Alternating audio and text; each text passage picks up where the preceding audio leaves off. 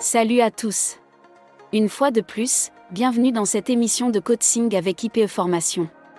Dans cette nouvelle vidéo, nous allons voir comment les politiques d'équité et d'inclusion sont appliquées lors du processus de recrutement et de sélection. L'équité consiste à garantir l'accès, les ressources et les possibilités de réussite et d'épanouissement pour tous, en particulier pour ceux qui sont sous-représentés et ont été historiquement désavantagés. L'inclusion, quant à elle, construit une culture d'appartenance, en invitant activement la contribution et la participation de tous. Les politiques d'équité et d'inclusion peuvent être appliquées lors du processus de recrutement et de sélection de plusieurs manières. Mais avant de commencer, si vous souhaitez réussir dans votre carrière, gagner en crédibilité et en respect dans le domaine des ressources humaines, je vous recommande vivement ces 2 programmes de certification, délivrés par l'organisme international GECB, portant sur les réalités de celle-ci, ainsi que les complexités du milieu de travail, que tous les professionnels et managers des ressources humaines doivent maîtriser, pour créer de la valeur dans leur organisation. Pour en savoir davantage, bien vouloir contacter le service client de IPE.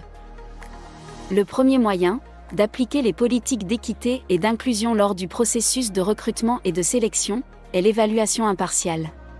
Les évaluateurs doivent être formés, pour éviter les biais inconscients, et traiter tous les candidats de manière impartiale, en se concentrant sur les compétences et les expériences pertinentes pour le poste.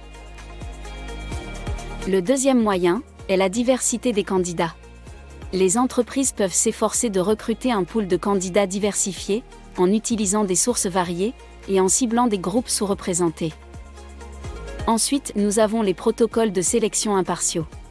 Les entreprises peuvent utiliser des protocoles de sélection impartiaux, tels que des entretiens structurés et des tests standardisés, pour minimiser les biais dans le processus de sélection. Au 4e point, nous avons la surveillance de la diversité. Les entreprises peuvent surveiller les statistiques sur la diversité, pour s'assurer que les politiques d'équité et d'inclusion sont suivies et pour identifier les domaines à améliorer. Et enfin, nous avons la sensibilisation et la formation. Il est important d'offrir une sensibilisation et une formation sur les biais inconscients, la diversité et l'inclusion, pour aider les évaluateurs à comprendre et à appliquer les politiques d'équité et d'inclusion. Il est important de se rappeler que les politiques d'équité et d'inclusion sont une partie importante du processus de recrutement et de sélection, pour aider à créer un environnement de travail inclusif et diversifié pour tous les employés. Eh bien, c'est tout pour aujourd'hui, merci de nous avoir écoutés. Si vous ne l'avez pas encore fait, abonnez-vous à notre chaîne YouTube tout en cliquant sur la cloche de notification, pour ne rien manquer de nos vidéos. À bientôt.